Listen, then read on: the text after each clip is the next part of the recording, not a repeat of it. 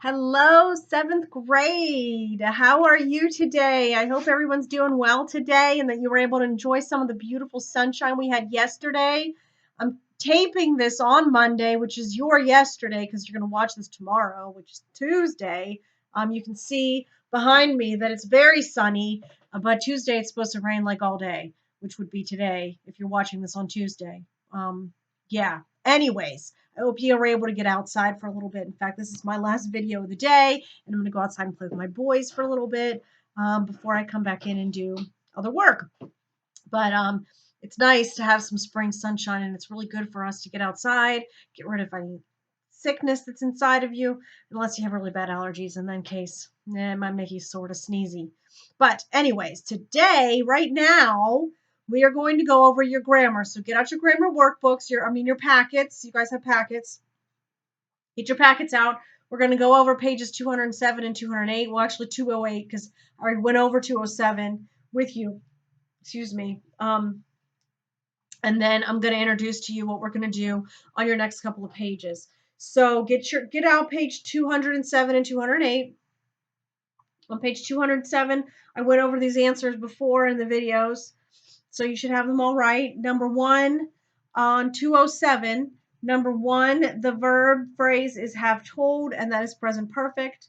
Number two, the verb is knew, which is past tense. Number three, the verb phrase is have grown, which is past perfect. Number four, will have chosen, which is future perfect. And then number five, now you're giving the correct form. So you would have wrote had flown. And number six would be flew. So now we're going to go over your answers to the pages on page 208. Now, if you got these wrong, please fix them. Okay? These are words that you just need to kind of learn by getting more and more familiar. So make sure that you fix any errors that you made. Okay?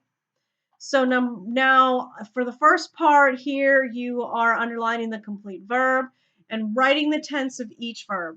So number one, John will have swum a mile by this point.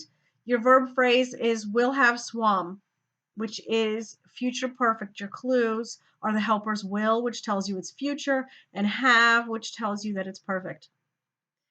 That's one that sounds weird because we usually don't say will have swum. You might have said will have swam. That's what sounds right. So that's one of the ones that you just kind of need to practice. Number two, the doorbell rang several times. The verb is rang. That is past tense. Number three, the thief had stolen the money before daybreak. Your verb phrase is had stolen, and that is past perfect. Number four, mom will freeze several meals for later. Your verb phrase is will freeze, and that is future tense. Number five, James has torn his shirt. Your verb phrase is has torn, and that is present perfect.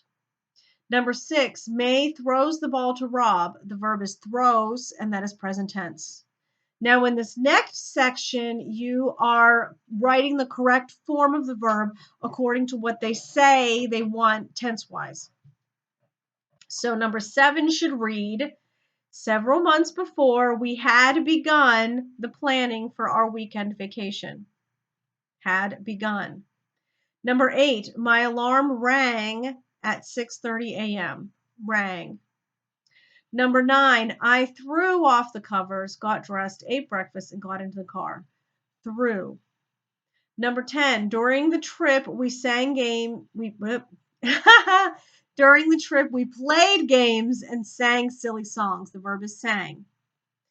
11, suddenly the car sputtered and broke down. The verb is broke.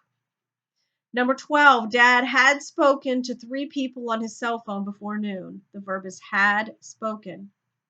Number 13, during supper at the restaurant, someone stole our hubcaps. The verb is stole. 14, the police will make a report tomorrow. The verb is will make. 15, by tomorrow afternoon, we will have begun our trip home. Will have begun is the verb. Now you should be using swim and sing correctly and you're applying right. So make sure that you check those. I'll look at them. Okay. All right. Now let's move on to the next page. No more crazy verbs.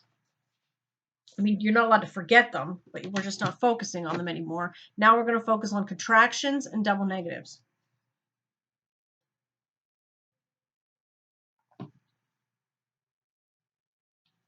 So look with me on page 209, okay?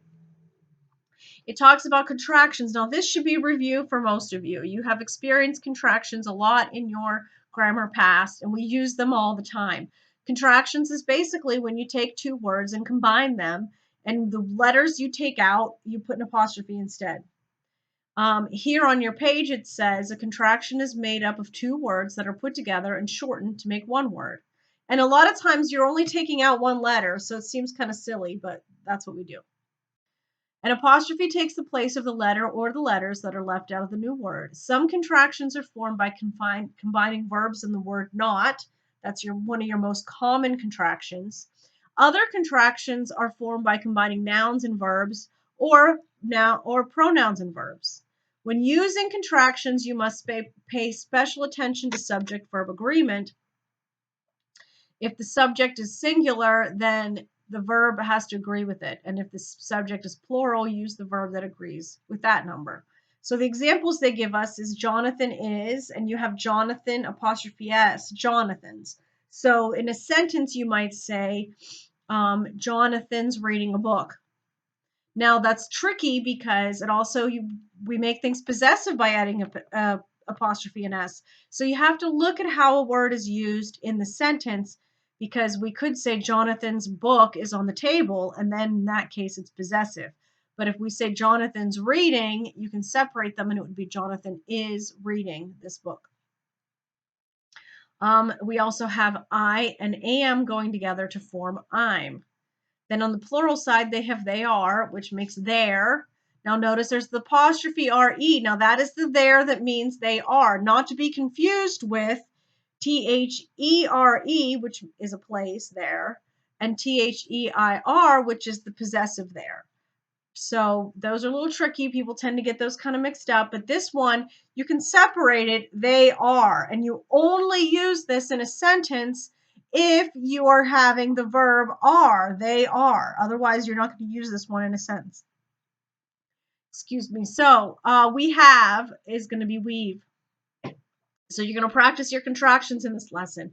Another thing you're going to practice with is double negatives. We're not supposed to use double negatives. They're really terrible. They sound bad. And the problem is that it makes what you're saying or what you're writing unclear.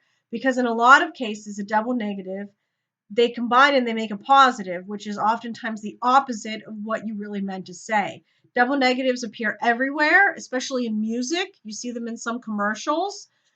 Sometimes people do them on purpose to make a point.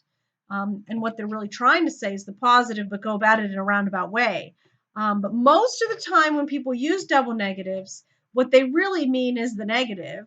And by using a double negative, they make it positive, and then the meaning isn't right. It's unclear. So a double negative is the use of two negative words in the same sentence. A negative word is a way of saying no.